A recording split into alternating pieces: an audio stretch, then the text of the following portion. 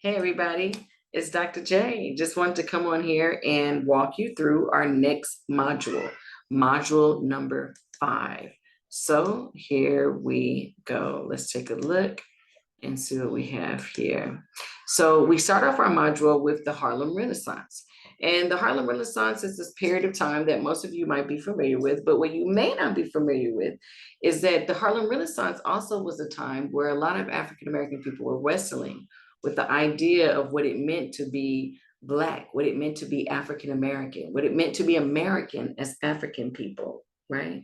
And how did they want to show up in this time? And how did they want to show up as artists as well? And so it was a very interesting time of self-discovery and self-expression. And so you see, not only do you see the Harlem Renaissance, but you also see the beginning of what we call the new Negro movement, or this idea of African American people becoming something renewed and refreshed after such a period of oppression and suppression during enslavement. So this is a very sweet time. You see the introduction of people like Alaine Locke, who we will read later in the module. And we also have some links to some of the other artists who are very pivotal in being contributors to the Harlem Renaissance literary culture, okay? And so, of course, we can't talk about the Harlem Renaissance without some very key people. And this is a picture of Countee Cullen here. And you can check out a link to hear some of his work. But you also see the notorious Zora Neale Hurston, who was one of my favorite literary writers, African-American literary writers, her and this other woman named Gloria Naylor, who I absolutely adore as well. But of course, we have to talk about her. And then we talk about Langston Hughes. And this is a picture of the both of them together as young people. And this gives you a short kind of description of some of Langston Hughes's most common works and a brief introduction to the contribution of jazz, in addition to the Harlem Renaissance being a period of literary proliferation, if you will.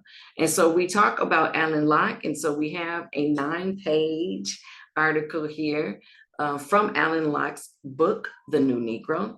And I wanted to give you an introduction to some of the concepts and ideas that he was notorious for introducing into literary culture and to general society at large.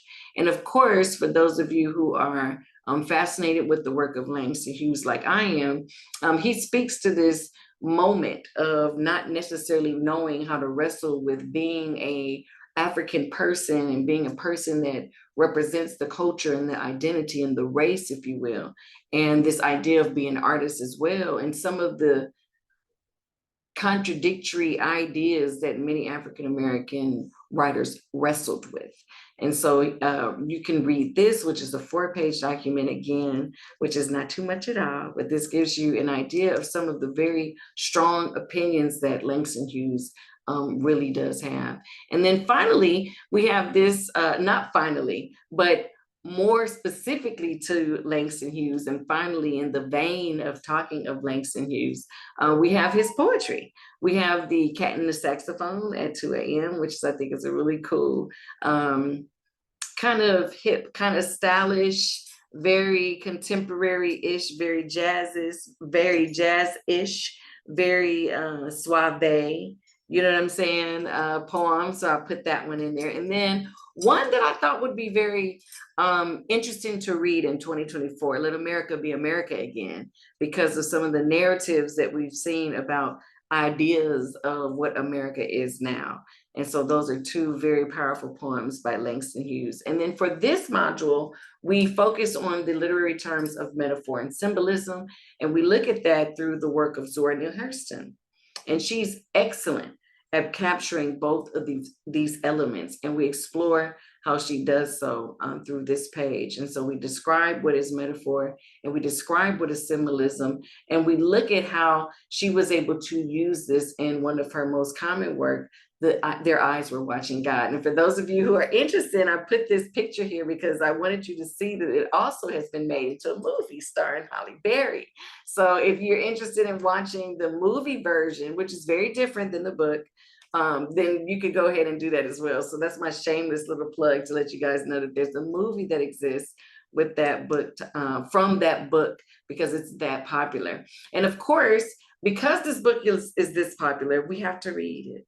We have to read some of it. And so chapter 2 is one of my more favorite chapters because it's all about the personality of Janie and this really coming of self that Zora Neale Hurston is really known for writing about in this particular work with this particular character. And so we read chapter 2 of the book. And if you want, I do include the entire book in the next page of the module. So you are more than welcome to read chapter 1 to get some context, and you can read chapter 3 if you want to know what just happens next. And you can read further if you want to as well. But we have chapter 2 here, and it's not much. And I broke it down into sections so that you can kind of get a flavor for it, but it is written in the African-American vernacular English that we described in the previous module. So I really want you to wrestle with this, and many of you might need to read it out loud and really get a feel and a rhythm for the cadence for how she's writing so that you can understand what she's saying. But I want you to struggle with that, and I want you to wrestle with that, and I want you to get into it, because it is a way of being, it's a way of knowing, it's a way of understanding, it's a way of speaking and articulating. And so again, here is the full book for those of you who really are interested in reading that. We have that for you as well. And then we go straight into our discussion post. And because this particular module is very read heavy, I do want you to read absolutely every single thing that I provided: the 9-page article, the 4-page article, the Langston Hughes poems, of course, chapter 2 of Zora Neale Hurston. And then for this module, the book is optional for Their Eyes is Watching God. But I do give you the opportunity to reflect on chapter 2 of Zora Neale Hurston's book. And there's a moment where the character Janie describes a scenario when she realized that she was Black. And I think it's an interesting moment to consider. When did you discover when you became whatever race you identify as? And I remember the moment that I realized that I was light-skinned, because my parents don't look the way that I look. My mother is very brown and my father is very light. And so I had two different complexions of Black in my home. And so when they looked at me, I just thought of myself as just another shade of Black. And that's how my mother raised me. So it was an age where I really literally was in middle school. I went to John Muir Middle School right here on Vermont. And I remember someone telling me that I was light skinned. I was like, what does that mean? I was very confused because my mom called us light brown. And that meant that we were just another shade on the spectrum of all the colors of Black that Black comes. So when did you become conscious of your race? I think this is an awesome discussion topic, because often it's society that tells us what we are, not necessarily how we identify ourselves. And that's an interesting space to be in. Now, as I am an adult, obviously I have certain affiliations to certain ethnicities and cultures. And that does indicate in many ways the way that I speak, in the way that I dress, in the way that I communicate, and the way that I live my life. But I want to kind of get you guys thinking on this one, okay? And then we finalize this module with our intellectual journal entry for the week.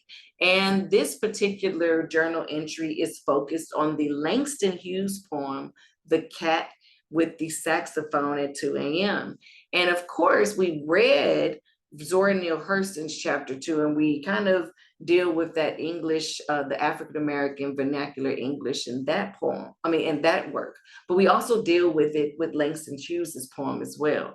And so I asked you guys to think about how this vernacular speech has been incorporated in this poem, and how it shows how people were talking in everyday language. And I want you to give me 2 examples of the dialect of the poem. And what this particular question is going to make you do is perhaps go back to the previous module to look at the page where we talk about dialect, when we talk about vernacular, when we talk about these different variations of speech, okay? So I want you to really wrestle with those things. And if you mastered those things, then go for the application of those things to this particular poem. So look at the poem.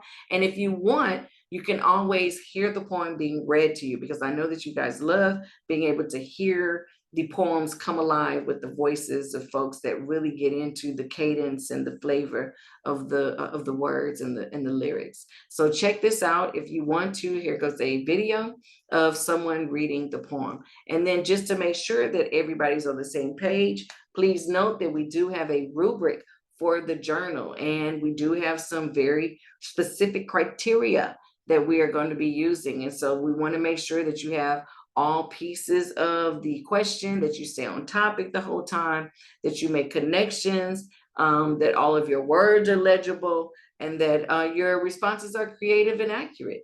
Okay, so don't just give me anything. Give me your love and make sure that you put all of your energy into this. And that concludes module 5. So I hope that everybody is good to go. I hope that you feel confident about what you're learning. Again, all of your work, we've finalized all the way up to week 5. So congratulations. We only have a few more weeks and modules to go in this course. Remember, this course is only 9 weeks long at the most. And remember, the 9th week is kind of give or take. I might just give our final in the 9th week. But we do have 3 more sets to go, and then it'll be close of the show. So I want to make sure that everybody knows that you are welcome to turn in all of your assignments. Towards the end of class is the last day that I will take them. If you haven't turned in something already, I will get a chance to grade you guys' work. I apologize for not grading it so far, but I will grade them. I will get around to them. And if you need me, just let me know. Shoot me an email and we'll figure something out.